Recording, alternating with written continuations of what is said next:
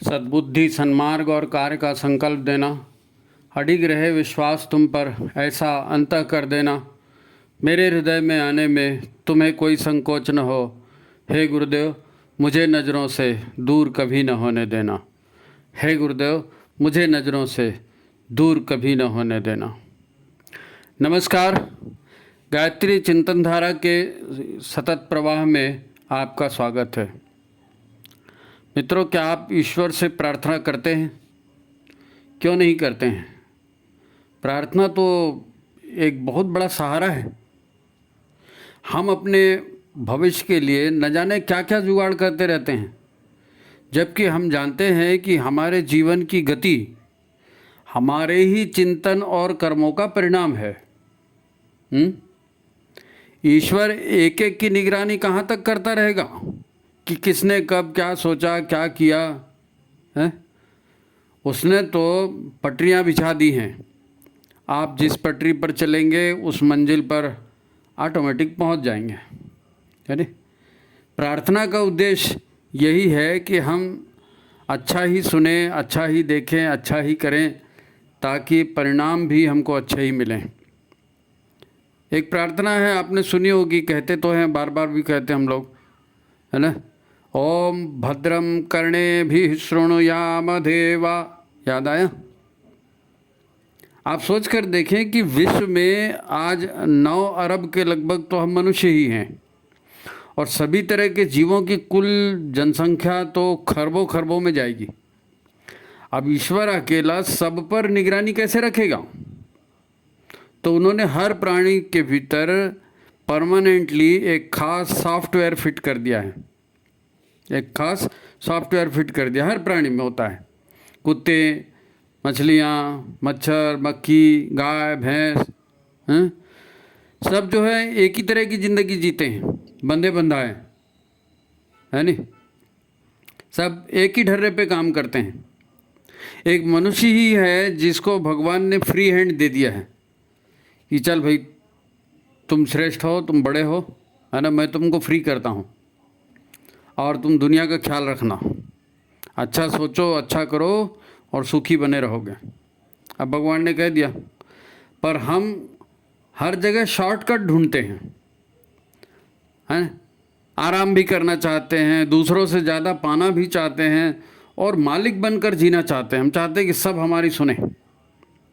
अब ये तो ईश्वर के नियमों के विरुद्ध है। हमारी परेशानियाँ इसी का परिणाम है। अब हम प्रार्थना कर रहे हैं कई तरह की। वैसे प्रार्थना भी एक कर्म ही है, प्रार्थना करना भी एक कर्म ही है। ढंग से करेंगे तो परिणाम भी अच्छा मिलेगा, है ना? बेहतर भविष्य के लिए एक सर्वोत्तम उपाय प्रार्थना ही है, ये जान लीजिए आप। क्या, कैसे, हम आगे चर्चा करने वाले हैं, तो शांत मन से समझें। ये बड़े काम की चीज़ है जो आज बताई जा रही। ठीक है, तो आज के मूल विषय पर आते हैं। मित्रों, आज हम कई प्रचलित प्रार्थनाओं के उदाहरणों से बात को समझ सकते हैं। सबसे पहले हम अपने गुरु की प्रिय प्रार्थना पर चलते हैं। गुरु की प्रिय प्रार्थना, असतो मा सद्गमय तमसो मा ज्योतिर्गमय मृत्योर्मामृतंगमय। ये प्रार्थना है। किससे प्रार्थना है? गुरुदेव किससे प्रार्थना कर रहे हैं? ये प्रार्थना किससे कर रहे हैं? क्या हमें असत्य से सत्य की ओर ले जाइए, अंधकार से प्रकाश की ओर ले जाइए, और मृत्यु से अमरता और आनंद की ओर ले जाइए। प्रार्थना ही तो है ना ये। ले चलिए, रिक्वेस्ट किया गया है। किससे ये प्रार्थना है? आपके गुरु यह प्रार्थना करते हैं, तो फिर जो गुरु का अनुसरण न करे वो शिष्य कैसा है? हमको भी ये प्रार्थना करनी चाहिए, हैं? इसका परिणाम कुछ अच्छा होता होगा, तभी तो गुरुदेव ये प्रार्थना कर रहे हैं। ऐसी और भी प्रार्थनाएं हैं, वेदों में हैं, हमारे यज्ञ कर्मकांडों में हैं। हम प्रार्थना करते हैं, ओम विश्वानि देव सवितर दुरितानि परासुव यद भद्रम तन्न आसुव। प्रार्थना यही है कि बुराइयां हमसे छुड़ाइए और जो भी अच्छाइयाँ हैं उससे हमें जोड़ दीजिए। फिर वही प्रश्न कि ये विश्वानी देव कौन से भगवान हैं? विश्वानी देव कौन से किस भगवान से प्रार्थना की जा रही? असतो मां सद्गमय किस भगवान से कहा गया? विश्वानी देव सवितर दुरितानी भगवान, किस भगवान से कहा गया? एक और लोकप्रिय प्रार्थना है, सर्वे भवन्तु सुखिनः सर्वे सन्तु निरामया सर्वे भद्राणि पश्यन्तु माँ कश्चित दुःखमाप्नयेत्। यज्ञ में करते हैं ना, ये सारी प्रार्थनाएं हम करते हैं। अब यहाँ तो सभी के सुखी होने की, चिंता मुक्त होने की, निर्भय होने की, है नहीं, और सभी का दृष्टिकोण सकारात्मक हो और संसार में कोई भी दुखी ना हो, ये प्रार्थना है। मगर वही प्रश्न है कि प्रार्थना किससे? प्रार्थना कर किसी से प्रार्थना कोई एक लक्ष्य होना चाहिए ना कि हाँ भी फलाना है उससे प्रार्थना कर रहे हैं, है नहीं। तो किससे प्रार्थना है? यहाँ सभी में किसी देवी देवता का नाम तो है ही नहीं, और कोई तो होगा ना जिससे प्रार्थना की जा रही है। तो हमें ये समझना बहुत ज़रूरी है कि ये जीवन का आधारभूत सत्य है, ये प्रार्थना जीवन का आधारभूत सत्य है। कोई तो है जो हमारे से वरिष्ठ है, यही हम समझ नहीं पा रहे हैं। तो सारी तकलीफ़ें हो रही हैं कि वो वरिष्ठ कौन है, कैसा है, कैसे संसार चलाता है, हमको कुछ मालूम नहीं थी इसलिए उटपटांग कर रहे हैं, इसलिए तकलीफ़ होता है। हम नहीं समझ रहे हैं, हमको जानना चाहिए। आप गायत्री मंत्र तो सभी जपते हैं ना, गायत्री मंत्र तो सभी जपते हैं, सब इसकी महिमा गाते हैं, इसके लाभों की चर्चाएं करते हैं। पर भाई ये जो सबसे शक्तिशाली मंत्र है गायत्री मंत्र, हैं, वास्तव में ये भी तो प्रार्थना ही है। गायत्री मंत्र भी प्रार्थना ही है। अब इस प्रार्थना के बार बार उच्चारण से मन और प्राण का उद्धार होता है, तो इसको मंत्र कह देते हैं, है नहीं। मंत्र, गायत्री मंत्र जिसको बोलते हैं वो भी तो वेद का एक छंद ही तो है ना भाई। गायत्री मंत्र वाली इस प्रार्थना में हम इष्ट का थोड़ा सा इशारा जरूर पाते हैं, गायत्री में थोड़ा सा इशारा जरूर दिया, क्योंकि मंत्र कहता है तत्सवितुर्वरेण्यम। अब ये तत् यानी वह, तत् यानी वह, तो ये वह कौन सी ताकत है, ये वह कौन सा देवता है ना। जाहिर है हमारे प्रचलित पूजित देवताओं से हर किसी का परिचय है ना। तो इसका नाम तो नहीं लिया गया परिचित देवता में, तो कोई अन्य ताकत यहाँ जरूर काम कर रही है, और ये ताकत इन सभी प्रचलित देवी देवताओं से ऊपर की शक्ति है। अब गायत्री चालीसा इधर एक और इशारा करता है। हम बात कर रहे हैं कि हम प्रार्थना करें तो किससे करें।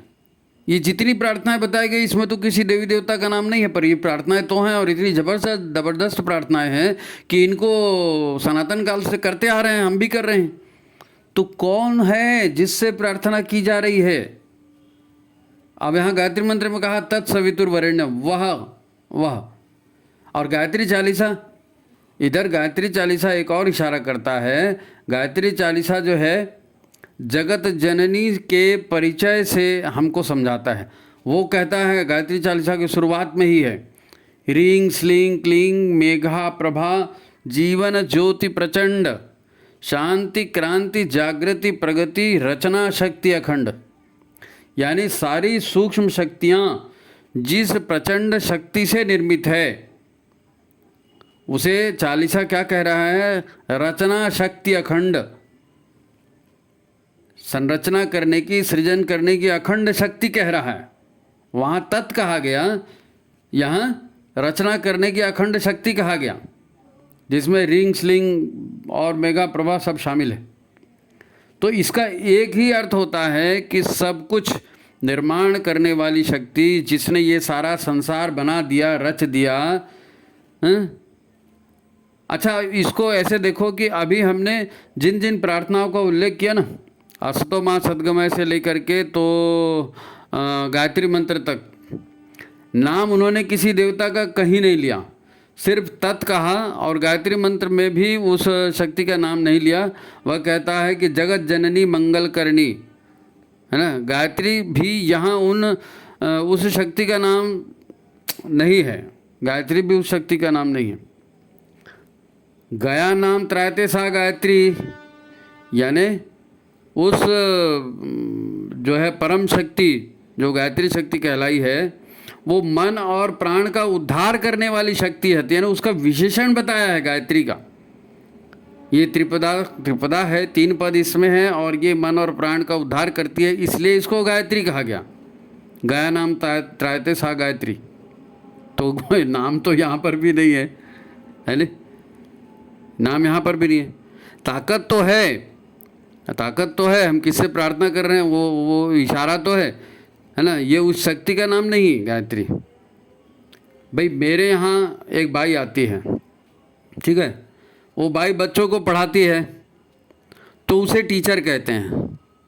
ठीक है, बच्चों को पढ़ाती है, टीचर है, पर टीचर उस बाई का नाम तो नहीं है ना। वैसे ही प्राणों का त्राण करने वाली गायत्री है, मगर गायत्री उस महाशक्ति का नाम नहीं है। प्राणों का तार करती, टीचर पढ़ाती है, तो वैसे ही है। तो फिर इतनी सारी बातें हम कर चुके, पर हमसे जो है ना, जो प्रार्थनाएं जिनको हमने कहा, वो प्रार्थनाएं हम किससे कर रहे हैं? अभी तक उस महाशक्ति का कोई नाम नहीं आया, ये अभी भी पता नहीं चल रहा है। आप उसे परम पिता, परमात्मा, जगत माता, विश्व माता, आदि शक्ति, आदि देव, कुछ भी कह सकते हैं, कहते हैं, है ना, ईश्वर करे, पर यह उस शक्ति का नाम नहीं है, उस शक्ति का नाम। तो ये कौन सी शक्ति है, ये कहना कठिन है। नहीं, ये कहना कठिन नहीं है, ये कहना सरल है। परंतु हर कोई जो लोगों को उस शक्ति से परिचित कराना चाहता है ना, वो डरता है। वो डरता है कि मैंने यदि सच कह दिया तो कोई मानेगा नहीं, मैंने यदि सच कह दिया तो कोई मानेगा नहीं। अब ईश्वर निर्गुण निराकार सर्वव्यापी सत्ता है, उससे आप प्रार्थना कर रहे हो, कहीं भी आप हाथ जोड़ रहे हो, आसमान की तरफ हाथ जोड़ रहे हो, किसी मूर्ति के आगे हाथ जोड़ रहे हो, है ना, तो वो वहाँ है क्या? वो वहाँ है क्या? आप प्रार्थना कर रहे हो, किससे प्रार्थना कर रहे हो? उस परम शक्ति से ना। तो वो परम शक्ति कौन है, उसका तो नाम भी नहीं मालूम, है नहीं। और वो नाम सबको मालूम है, जी ऋषियों को मालूम है, देवताओं सब, हमारे गुरु को मालूम, सबको मालूम, लेकिन कोई कहता नहीं, क्योंकि कोई कह देगा ना तो आप मानोगे नहीं। कोई कह देगा तो मानो। एक ऋषि ने बड़ी हिम्मत की और उस ऋषि ने कहा, मैं ही परब्रह्म हूँ, अहम ब्रह्मास्मि। एक और ऋषि हुए, ऋषि तो निर्भीक हैं, ऋषि ने कहा, अहम तत्वमसि, मैं वही परम तत्व हूँ। एक और ऋषि हुए, उन्होंने कहा, सोहम, मैं वही हूँ। एक ने और आगे जाकर कहा, अहम सच्चिदानंदोहम। अब लोगों ने इसे क्या समझा? कुछ समझा? लोगों ने क्या सोचा कि कोई ऋषि है जो अपने आप को ब्रह्म कह रहा है, कोई ऋषि है जो अपने आप को परम तत्व कह रहा है, तो कह रहा होगा। लोग तो अपने आप को कुछ भी कहते रहते हैं, ऋषि ने कह दिया हाँ भाई मैं ब्रह्मा हूँ, तो किसी कहने से कोई हो गया क्या? हमारे दिमाग में यही बात आएगी। किसी ने ध्यान नहीं दिया। हमारे गुरु ने क्या किया? गुरु के सामने भी यही समस्या थी। उनको लोगों की बुराइयां छुड़वा करके संसार को ठीक करना था। वो यही चाहते थे कि मैं सबको समझा दूं कि भाई जैसे शरीर यानी तुम नहीं हो, वैसे ही ये जो घटिया सोच और घटिया काम तुम कर रहे हो, ये काम जो है ये तुम्हारी गरिमा के अनुकूल नहीं है। पर कहते कैसे? उनके सामने भी एक समस्या थी कि मनुष्यों को कैसे बताएं कि तुम ही परमात्मा हो। कैसे बताएं मनुष्य को? मनुष्य कहेगा नहीं मैं तो फलाना हूँ जी, मैं तो घटिया हूँ जी, मैं तो बीड़ी पीता हूँ जी, मैं तो चोरी करता हूँ जी, मैंने तो ये किया है, मैंने तो इतनी शादियाँ की, तो मैं भगवान कैसे हो सकता हूँ? तो मनुष्य यही कहेगा, और इसी डर से कोई नहीं कहता कि तुम भगवान हो। तो गुरु ने फिर एक पुस्तक लिखी और उसमें परिचय दिया कि मैं कौन हूँ। अरे अब वो पुस्तक लिखी इसलिए गई थी कि हमारे सारे जो हैं शिष्य जो हैं, जो हमारे फॉलोअर जो हैं, जिन्होंने हमसे दीक्षा लिया है, वो अपने आप को समझें। वो अपने आप को मैं कहते हैं ना, तो मैं कौन हूँ, यानी वो अपने आप को समझे कि मैं कौन हूँ, हैं। पर लोगों से कहा कि भाई इसे पढ़ो, अब लोगों ने उसको पढ़ लिया, हैं, पर समझा क्या समझा यही कि हमारे गुरु जो है ये मनुष्य नहीं है, ये परम तत्व हैं, यही ब्रह्मा विष्णु महेश हैं। पुस्तक पढ़ ली, मैं कौन हूँ? हाँ पढ़ लिया। कौन है? अरे गुरुदेव हमारे जो है ना, वो तो वही परमात्मा है। अब कहाँ से बात कहाँ पहुँच गई? कैसे समझाए कि परमात्मा तुम्हारे अंदर है? कोई नहीं समझा सकता, वो बड़ी मुश्किल वाली बात है, वो तो अनुभव करना पड़ेगा। गुरुदेव ने भी जरूर माथा पकड़ लिया होगा कि इन्हें मैं कैसे समझाऊं कि तुम शरीर को मत देखो, ये बाहरी खोल है, तुम तो वही परम तत्व हो, आनंद स्वरूप तत्व हो। गायत्री महाविज्ञान में उन्होंने फिर खुलकर बताया, गायत्री महाविज्ञान में गुरुदेव ने इसी चीज़ को समझाने के लिए खुलकर बताया कि भाई तुम ये शरीर नहीं हो, तुम्हारा ये शरीर तो केवल अन्नमय शरीर है। ऐसे 5 कोश हैं तुम्हारे, उसके भीतर में तुम हो, ये 5 तुम्हारे आवरण हैं। तुम ही वह ब्रह्म हो जो इस खोल में कैद हो। अब गुरुदेव को समझाना तो था, युग परिवर्तन करना था, मनुष्य को देवता बनाना था, तो कैसे भी करके समझाएंगे तो सही। तो इतना बड़ा गायत्री महाविज्ञान लिखा, उसमें पंचकोशी साधना की और बताया कि भाई तुम ही वह ब्रह्म हो, इस 5 कोशों में कैद हो, है नी। इसलिए पांचों कोशों को निर्मल करना है, 5 कोशों को साधना है, उसको ईश्वरी सत्ता के अनुकूल बनाना है। फिर क्लियर करने के लिए उन्होंने शांतिकुंज हरिद्वार में एक और काम किया। हरिद्वार शांतिकुंज केंद्र था, तो वहाँ उन्होंने एक काम किया, भटका हुआ देवता का मंदिर बनाया। 5 आईने लगाकर हर एक पर एक एक सूत्र लिख छोड़ा, भाई अपने आप को इसमें देखो, तुम ही वह परम तत्व हो।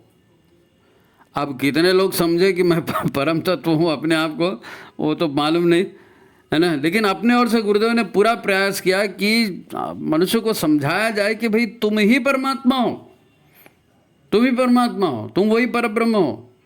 अब कैसे समझाएं? जितने प्रयोग थे वो सारे कर दिए, है ना।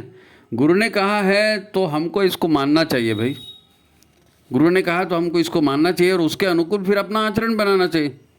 अच्छा, इसके पहले भी अनेक अवतार और ऋषियों ने ये समझाने का प्रयास किया है, अनेक लोगों ने समझाने का प्रयास, क्योंकि जो भी दुनिया को अच्छा बनाना चाहता है, दुनिया को सुखी बनाना चाहता है, सबके साथ न्याय हो, सबका विकास हो, ये चाहता है, उसको आखिर मनुष्य को बताना पड़ेगा। क्योंकि सब जानवर तो अपना अपना काम करते हैं, ये मनुष्य ही है जो इधर उधर लंदर फंदर मुँह मारते रहता है।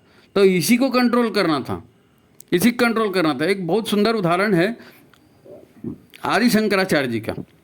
आदि शंकराचार्य जी जब वो उनकी अपने गुरु से भेंट हुई, अपने गुरु से मिले वो, तो उनके गुरु ने, वो बच्चे ही थे उस समय, बच्चे ही थे, तो उनके गुरु ने बालक शंकर से उनका परिचय पूछा था।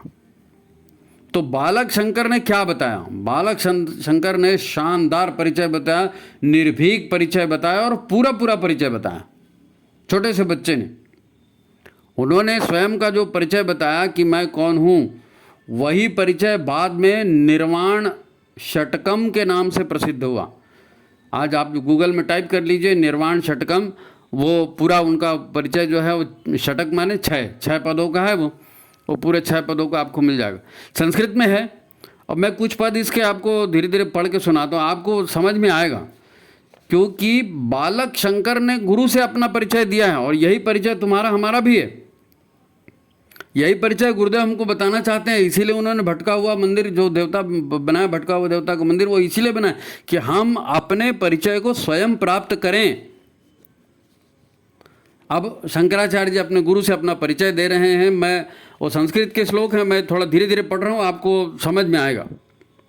मनोबुद्ध्यंकार चित्तानिनादम न च श्रोत्र जिह्वे न च घ्राण नेत्रे न चो व्योम भूमि न तेजो न वायु चिदानंद रूपः शिवोहम है। मैं ये बुद्धि और अहंकार और नेत्र और कान और ये सब मैं नहीं हूँ। मैं ये तेज भी नहीं हूँ, मैं ये वायु भी नहीं हूँ, मैं पृथ्वी भी नहीं हूँ। मैं क्या हूँ? चिदानंद रूपः शिवोहम। अगले श्लोक में वो कहते हैं न च प्राण संज्ञो न वै पंचवायु न वा सप्त धातु न वा पंचकोश न वा पाणिपादो न च उपस्थवायु चिदानंद रूप शिवोहम शिवोहम। उसके आगे वो कह रहे हैं कि न तो मैं पंच प्राण हूँ, न मैं पंचवायु हूँ, न मैं सप्त धातु हूँ, न मैं पंचकोश हूँ, है ना, ये हड्डियाँ और वायु और ये मैं कुछ नहीं हूँ। मैं क्या हूँ? चिदानंद रूपम शिवोहम शिवोहम। ये बाल शंकर अपने गुरु को अपना परिचय दे रहे हैं, और यही परिचय गुरुदेव चाहते हैं कि हम भी अपने आप को ऐसा ही समझें। अब तीसरा श्लोक देखो, न मे द्वेष राम न मे लोभ मोहम मदो नय न मे न मात्सर्य भाव न धर्मो न चार्थो न कामो न मोक्ष चिदानंद रूपम शिवोहम शिवोहम। न पुण्यम न पापम न सौख्यम न दुखम न मंत्रो न तीर्थ न वेदो न यज्ञ अहम भोजनम नैव भोज्यम न भोक्ता चिदानंद रूपम शिवोहम शिवोहम। मैं ये नहीं हूँ, मैं वो नहीं हूँ, मैं भोजन नहीं हूँ, मैं भोजन करने वाला भी नहीं हूँ, मैं तीर्थ भी नहीं हूँ, मैं कुछ नहीं हूँ। मैं क्या हूँ? चिदानंद रूपम शिवोहम शिवोहम। वो जो चिदानंद रूप सच्चिदानंद स्वरूप आदि शक्ति है, मैं वही हूँ, ये परिचय दे रहे हैं। हम जो प्रार्थना कर रहे हैं उसी चिदानंद स्वरूप से प्रार्थना कर रहे हैं, है ना। सो हम अब ये गुरुदेव यही तो बताना चाहते थे जी, इसीलिए उन्होंने जो है वो भटका हुआ देवता का मंदिर बनाया कि भैया तुम भटक गए हो, यहाँ आईने के सामने खड़े हो गए, लेकिन तुम्हारा असली रूप क्या है? तुम चिदानंद रूप शिवोहम शिवोहम। 6 पद हैं इस निर्वाण षटक में, है ना। 2-4 बार सुनेंगे, मन पवित्र हो जाएगा। गूगल में जाइए देखिए। अच्छा, ये सब क्यों कह रहा हूँ? क्या क्या ये सब कहने का मतलब क्या है? हम उत्तर ढूंढ रहे थे कि ये जो हमारी प्रार्थनाएं हैं, ये प्रार्थनाएं किस देवता से की जा रही हैं। तो अब इतना सुनने पर इशारा तो मिल गया होगा, है ना। जी हाँ, ये प्रार्थनाएं हम अपने ही आत्मदेव या अपने ही आत्म तत्व से प्रार्थना कर रहे हैं। आप कहेंगे ब्रह्मा विष्णु महेश लक्ष्मी सरस्वती काली या फिर महाकाल या फिर यम देवता, इनसे ना प्रार्थना करके अपने आत्मदेवते से प्रार्थना, कुछ समझ नहीं आया। हम कैसे इतने पावरफुल हो गए? हमारे में तो कोई ताकत ही नहीं है, ये हमारी सोच है। हम यही सोचते हैं कि हम कैसे इतने पावरफुल हो गए हैं कि सर्वे भवन्तु सुखिना, हे भगवान सबको सुखी कर देना। भगवान के पास सबकी तरफ की एप्लीकेशन लेके जा रहे हैं। हम इतने पावरफुल हो गए, यकीन ही नहीं होता किसी को कि हमारे अंदर वो शक्ति है। यकीन होता तो पूरा व्यवहार बदल जाता ना, यकीन नहीं होता इसीलिए तो व्यवहार नहीं बदल रहा है। यकीन नहीं होता इसीलिए कुछ समझ नहीं आया हम कैसे इतने पावरफुल हो गए। तो भाई यही सच है, ऐसा ही होता है जब आप एक ही विचार पर केंद्रित होते हैं, एकाग्र मन से, है ना, कुछ विजुअलाइज करते हैं, कुछ अनुभव करते हैं, देखने की कोशिश करते हैं, तो वही होता है, बिल्कुल होता है। अब कुछ उदाहरण है, देखो मैं बताता हूँ आपको। कुछ उदाहरण है छोटे छोटे, इस उदाहरण से आपको समझ में आएगा। इस उदाहरण पर ध्यान दो, और आपने भी सुने होंगे ये उदाहरण। एक छोटी सी बात बोली जाती है, रामायण में आता है, जाकर जा पर सत्य सनेहु ताते मिलहि न कछु संदेहु, है नी, सुना है ना। जाकर जा पर सत्य सनेहु ताते मिलहि न कछु संदेहु। मतलब आप सचमुच एकाग्र होकर कुछ पाना चाहते हैं तो वो जरूर आपको मिलता है। सत्य स्नेह, जब सत्य स्नेह होगा तो उसी पर टिकेंगे ना। अच्छा, साधना काल में जब आप किसी का भला या बुरा सोचते हैं तब आपकी ऊर्जा जागृत होती है, मन एकाग्र होता है, तो सोचा हुआ हो जाता है, खाली सोचने से हो जाता है ना। तीसरा एक उदाहरण और है, गुरुदेव ने स्वयं कहा है, मनुष्य जैसा सोचता है और करता है वैसा हो जाता है, कहा है ना। तो केवल सोचने से, प्रार्थना भी क्या है, केवल कह तो रहे हो ना, तो केवल सोचने से, केवल कहने से हो जाता है, हो सकता है। चौथा जो है, ये मैं आपको अखंड ज्योति की बात बता रहा हूँ, है नी। चौथा उदाहरण अखंड ज्योति में आप पढ़ चुके हैं। यूरोप में एक डॉक्टर थे, संत जैसे डॉक्टर थे, काफ़ी पवित्र आत्मा थे। तो उन्होंने मरीजों को के लिए एक अस्पताल खोल के रखा था, लेकिन उस अस्पताल में मरीज आते थे, भर्ती होते थे, पर वो उनको कोई दवाई नहीं देते थे, और सिर्फ यही उनको कहते थे कि आप यहाँ आ गए हो हॉस्पिटल में, और ये भगवान का केंद्र है। और आप लगातार यही महसूस करो, यही सोचते रहो कि ईश्वर की कृपा मेरे ऊपर हो रही है और अब मैं ठीक हो रहा हूँ, ईश्वर की कृपा मेरे ऊपर हो रही है अब मैं ठीक हो रहा हूँ। लगातार यही सोचे कि मैं ठीक हो रहा हूँ, तो धीरे धीरे लोगों को जो है आराम मिलना चालू हो गया। वो बार बार यही सोचते थे कि हाँ मैं ठीक हो रहा हूँ, मैं ठीक हो रहा हूँ, ये ईश्वर का घर है। तो वो फिर जो है वो ठीक भी होने लगे और अच्छी तरह से ठीक हो गए, पूरी तरह ठीक हो गए। ये अखंड ज्योति में छपा है ये। पांचवा एक और उदाहरण बता रहा हूँ। प्रायः आपने देखा होगा कि लोग कहते हैं कि मुझे अमुक डॉक्टर की दवाई सूट करती है और अमुक डॉक्टर की दवाई सूट नहीं करती, वो डॉक्टर दवाई देगा तो मैं ठीक हो जाऊंगा। ऐसा दृढ़ विश्वास होता है एक एक पेशेंट को, उसके परमानेंट डॉक्टर होते हैं, उसी के पास जाएंगे। अब उस डॉक्टर पर आपकी दृढ़ आस्था होती है तो सामने वाला डॉक्टर भी भले पानी का इंजेक्शन क्यों ना ठोक दे आपको, लेकिन आप उसी पानी के इंजेक्शन से ठीक हो जाओगे, है नहीं। और डॉक्टर भी तो है ना, आपसे क्या कहते हैं, ये छठवां उदाहरण, ये भी उदाहरण ही है। डॉक्टर आपसे कहते हैं कि आप डरो मत, घबराओ मत, ये बीमारी का इलाज नहीं है, हैं, ये बीमारी का इलाज नहीं है, ये डरना, है ना, थोड़ा पॉजिटिव सोचो, है ना, आपको बेस्ट दवाइयाँ दी जा रही हैं, आप इन्हीं दवाइयों से ठीक होगे। पॉजिटिवली सोचो, ज़्यादा चिंता मत करो, चिंता मत करो, पॉजिटिवली सोचो। आप आ गए हॉस्पिटल में, दवाइयाँ आपको दी जा रही हैं, आप जरूर ठीक हो जाओगे, है ना। और मरीज वही सोचता है और ठीक हो जाता है। एक और आखिरी का उदाहरण आपको बता रहा हूँ, अखंड ज्योति में ही दिया था, अखंड ज्योति में एक उदाहरण दिया था कि अमेरिका में एक कैदी को जो है फांसी की सज़ा हो गई। अब उसको फांसी की सज़ा देने वाले थे, उसका डेट मुकर्रर हो गई, तो मनोचिकित्सा वाले आए। मनोचिकित्सा वाले चाहते थे कि हम एक प्रयोग करेंगे, तो उन्होंने कैदी की आंखों पर पट्टी बांधी और कैदी से कहा कि घबराओ मत, तो तुमको जो है फांसी से नहीं मार रहे हैं, तुम्हारी गर्दन लटक जाएगी, वो तकलीफ़ हम तुमको नहीं देंगे, बस एक जो है विषधर सांप है, वो सांप तुमको काटेगा और डरना नहीं, कोई कष्ट नहीं होगा, सिर्फ पिन चुभे जैसे लगता है और जैसे ही सांप काटेगा तुम फट से मर जाओगे, कोई तकलीफ नहीं होगी। तो फिर कैदी को कुर्सी पर बिठाया गया और उसके आँख में पट्टी बांध दी गई और थोड़ी देर के बाद जो है लोहे की सामान्य पिन उसको चुभाई गई, लोहे की सामान्य पिन उसको चुभाई गई। अब आँख में पट्टी थी, उसको तो पता नहीं चला क्या है नहीं। और थोड़ी देर बाद देखा कि उसके मुंह से झाग आया, लगातार झाग निकलने लगा और वो व्यक्ति वहीं मर गया। और जब मर गया उसका पोस्टमार्टम किया तो पता चला कि उसके भीतर उसी सांप का जहर, जहरीला जहर सांप का मिला और उस जहर से उसकी मौत हुई। कहाँ से आया ये जहर? तो जैसा हम सोचते हैं, जैसा हमारा मन सोचता है, वैसा ही हमारे अंदर में घटित होने लगता है। और ये तो सिर्फ मन की बात है, अभी प्राण तत्व तो इसमें जुड़ा ही नहीं है, मन की बात है। ऐसे अनेक उदाहरण आपने भी पढ़े होंगे। ये सिर्फ मतलब मानसिक शक्ति की बात है ना, ये मानसिक शक्ति की बात है, लेकिन है तो सच।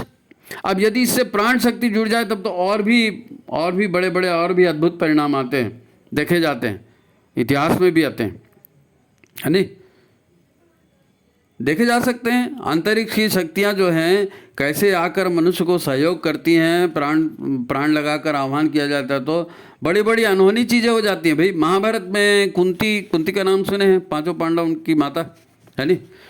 तो कुंवारी अवस्था में उन्होंने सूर्य की उपासना की, सूर्य की उपासना, सूर्य भगवान कहाँ और कुंती कहाँ, ठीक है। लेकिन उस सूर्य उपासना से उन्होंने सूर्य का वर्ण किया और फिर उस वर्ण से कर्ण जैसा पुत्र पैदा हो गया। बताओ, यानी केवल भावना की है, केवल अपनी प्राण ऊर्जा लगाई है और केवल भावना की है, और क्या हो गया? सूर्य के पास में कोई आदमी जाए तो जल के भस्म हो जाए जी। लेकिन उस सूर्य का तेज कुंती के गर्भ में आया और उसने कर्ण जैसा पुत्र पैदा किया। और ये तो इतिहास सत्य बात है, इतिहास सत्य बात है नहीं। और शेष उसके जो 5 पुत्र थे ना कुंती के, वो भी अलग अलग देव शक्तियों की उपासना से ही आए थे। उनका आह्वान किया गया और वो आह्वान मात्र से उनको गर्भ ठहरा और उनको पुत्र उत्पन्न हुए। ये है, ये सोच की ताकत है, ये प्राण की ताकत है, ये प्रार्थना की ताकत है। 5 अलग अलग देवताओं से प्रार्थना किए, 5 बच्चे पैदा हो गए। ले बताओ, हम बात कर रहे हैं प्रार्थना के परिणामों पर। तो प्रार्थना बड़ी जबरदस्त चीज है, प्रार्थना के साथ मन और प्राण जुड़ सके, इसीलिए तो ये शरीर शोधन करवाते हैं, व्रत करवाते हैं, तप कराते हैं, प्रायश्चित विधान है, संकल्प का विधान है, प्राणायाम है, मंत्र जाप है, आस्था और दृढ़ विश्वास जैसी सूक्ष्म विधाओं का अभ्यास इसीलिए किया जाता है, इसलिए किया जाता है। ये सब उस आत्मदेव को जागृत करने के लिए है। वो जो आत्मदेव हमारे भीतर आया ना, बेचारा सोया पड़ा है, 5 कोसों ने उसको ढक के रखा है और उसको अलवा जलवा अगड़म बगड़म उसके ऊपर थोप दिया जाता है कि तुम तो बेवकूफ़ हो और तुम तो गरीब हो और तुमको तो कुछ नहीं आता, और वो उसको इतना दबा दिया जाता है कि वो अपनी शक्ति खो देता है। लेकिन वो आत्मदेव तो हमारे भीतर है। आपने भी सुना होगा कि हर प्राणी के भीतर परमात्मा का अंश है। तो परमात्मा का अंश नहीं हर प्राणी के भीतर परमात्मा शक्ति स्वतः होती है। आप सोचोगे, आप सोच के देखो, कृष्ण ने गीता में क्या कहा था आत्मा के बारे में। अच्छा वो छोड़ो, आप यज्ञ करते हैं, हम यज्ञ की पूर्णाहुति में हम मंत्र कहते हैं ना, तो उसमें ईश्वर के बारे में क्या कहते हैं? पूर्णाहुति का मंत्र याद करो, ओम पूर्णमदः पूर्णमिदं पूर्णात् पूर्णमुदच्यते बोलते हैं ना। तो उसमें आखिरी लाइन क्या है? पूर्णस्य पूर्णमादाय पूर्णमेवावशिष्यते। हैं? पूरे में से पूरा निकाल दोगे तो भी पूरा ही बचता है।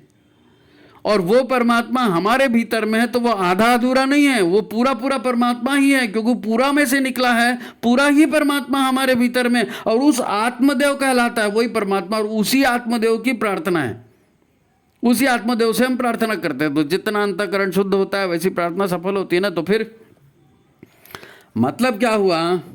हमारे भीतर का वो पूर्ण परमात्मा वो हमारे भीतर है जो सब कर सकता है। तो और सारी प्रार्थनाएं मन प्राण से, किसी भी पत्थर के भी आगे भी आप करोगे ना, नदी पहाड़ पत्थर जंगल कहीं भी मन प्राण से प्रार्थना करोगे तो वो पूरी होगी, क्योंकि वो प्रार्थना आप आत्मदेव से कर रहे हो। बशर्ते कि प्रार्थनाएं उस परम तत्व को शुद्ध मन से समर्पित की जाए, है ना। शुद्धता उसके साथ जरूरी है। परमात्मा को शुद्धता प्रिय है, शुद्धता से जाएंगे, सच्चाई के साथ जाएंगे तभी होगा। आप कहेंगे नहीं साहब मैं कहाँ परम देवता, मेरे अंदर कहाँ देवता है, मैं तो श्राप देता हूँ, मैं आशीर्वाद देता हूँ, कुछ नहीं होता। अरे भाई कुछ कैसे हो जाएगा? आप कहते हैं वो परमात्मा मेरे भीतर, अरे हाँ भाई परमात्मा भीतर है। फिर मैं फिर भी दुखी हूँ। बहुत लोगों के फ़ोन आते हैं मैं बहुत दुखी हूँ, मेरा डिप्रेशन नहीं जा रहा है। अगर मेरे अंदर वो परमात्म तत्व है तो भाई साहब, बड़ी बहन जी, बड़े भाई साहब, बात को समझो। हमारे और परमात्मा के बीच में हम क्या है? दीवाल है। हमारे और हमारे परमात्मा के बीच में दीवाल है। हमारे और आत्मदेव के बीच में दीवाल है, 5 दीवाल है, पंचकोश है नी। और उसमें सबसे खतरनाक दीवाल है हमारी मान्यता, हमारी स्वतः के बारे में धारणा।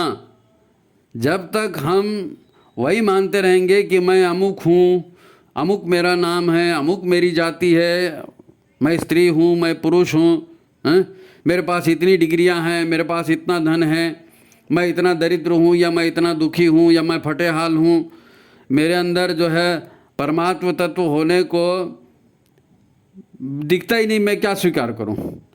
तो इन ऊपरी बातों को ही परम सत्य मान रहे हैं। इसीलिए कहते हैं कि ये जो है आपकी जो प्रार्थना असर इसीलिए नहीं होती कि आप मान ही नहीं रहे हो ना। परमात्मा तो कण कण में व्याप्त है, लेकिन आप उसको मान ही नहीं रहे हो, खाली मुंह से कह रहे हो। तो मुंह से कहने से क्या होने वाला है? मुंह से कहने से क्या होने? हमने अपने को इन्हीं धारणाओं से बांध कर रखा है कि मैं अमुक हूँ और मैं ऐसा ही हूँ। यह हमारी धारणा है। यही तो हमारे अहंग का हमने आकार बना लिया। मैं क्या हूँ, मेरी लिमिटेशन क्या है? अहंकार, आकार मतलब सीमा। तो मेरे अहंकार की सीमा क्या है? तो ये जो अभी बताया आपको कि भाई मैं गोरा हूँ, काला हूँ, स्त्री हूँ, पुरुष हूँ, गरीब हूँ, अमीर हूँ, फटे हाल हूँ, विद्वान हूँ, फलाना, ये मेरा अहंकार है। मेरा अहम को मैंने इसके बीच बांध दिया है। अब मैं उसमें परमात्मा को शामिल ही नहीं कर रहा हूँ ना भैया, दिक्कत तो ये है ना। अब अहंकार गले तो परमात्मा मिले, अहंकार गले तो परमात्मा मिले। वो कहते हैं ना कि घड़े में सागर का जल और घड़ा पड़ा सागर में, घड़े में सागर का जल और घड़ा पड़ा सागर में।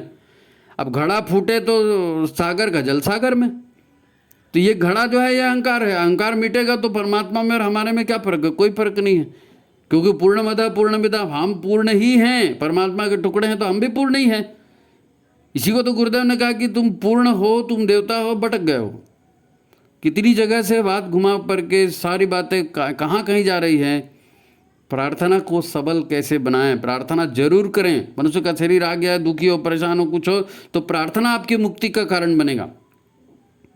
तो ईश्वर और हमारे बीच ये घड़ा जो बाधक है ना, ये अहंकार है, इसी को समर्पित करने की बात कही गई है। हाँ, देखो सब कुछ साफ साफ है, सब कुछ साफ साफ है। समझने की कोशिश करेंगे ना तो समझ में आएगा। गुरु नानक देव बहुत सुंदर बात कहते हैं और बड़ी प्रसिद्ध है, आपने सुना भी होगा, एक ओंकार सतनाम कर्ता पुरुष, वो सुना होगा आपने। यानी एक वही है परमात्मा और वही सच है और वही सब कुछ करता है। अब यहाँ पर देखिए कितनी महत्वपूर्ण बात कही गई कि एक परमात्मा है, वही सर्वत्र है और वही सब कुछ करता है। एक ओंकार सतनाम कर्ता पुरुष वही है। और हम कहते हैं कि मैं करता हूँ, तो मैं करता हूँ तो ले कर ले, प्रार्थना मैं कर रहा हूँ, काम मैं कर रहा हूँ, मेरे करने से हो जाएगा बोलते हैं ना। तो जिसमें अहंकार के साथ कर रहा है तो भगवान भी कहते हैं कि ठीक है तू करता है ना तो तू कर ले। लेकिन जब भगवान को करता माना जाता है और अपने आप को करता नहीं माना जाता है, तब प्रार्थना भगवान के पास पहुँचती है, तब भगवान करता है नहीं भाई। भगवान के पास बात पहुँचेगी तब हो जाएगा। नानक कहते हैं करता मैं नहीं हूँ, करता पुरुष तो सिर्फ एक ओंकार ही है। इधर हम कहते हैं मैं करता हूँ, कैसे होगा? इसीलिए तो मैं माने मेरा नाम, मेरा शरीर, मेरा पद, मेरा पोस्ट, ये जब तक आप इसी में घूमते रहोगे ना तो परमात्मा तक नहीं पहुंच सकते, है ना। ये बातें जो है परमात्मा चेतना तक पहुंचेगी ही नहीं आपकी। अच्छा, एक और बात, गुरुदेव ध्यान कराते हैं सुबेरे पंचकोशी ध्यान, आपने सुना होगा। तो उसमें सविता का जो ध्यान कराते हैं उसमें गुरुदेव के शब्द याद करो। साधक का सविता को समर्पण, साधक का सविता को समर्पण, साधक सविता एक, समर्पण विसर्जन विलय कहते हैं ना, समर्पण विसर्जन विलय। आपको याद होगा, जो भी एक बार शांति कुंज जाएगा इन लाइनों को भूल नहीं सकता, बहुत पावरफुल लाइनें हैं। अब इसका साइंस ये है कि जब तक हम गुरु को या परमात्मा को पूर्ण समर्पित होते हैं, गुरु या परमात्मा की इच्छा ही हमारी इच्छा होती है, तभी पूर्ण समर्पण होता है। वो कहता है ना कि प्रेम गली अति सांकरी, जामे दो न समाए। या तो आप अलग हो, गुरु अलग हो, तो फिर आप करोगे, फिर गुरु तमाशा देखेंगे, है नहीं। आप हो परमात्मा हो और आप कर्ता बनोगे तो परमात्मा तमाशा देखेगा फिर। और आप और परमात्मा एक ही हो जाओगे, आप और गुरु एक ही हो जाओगे।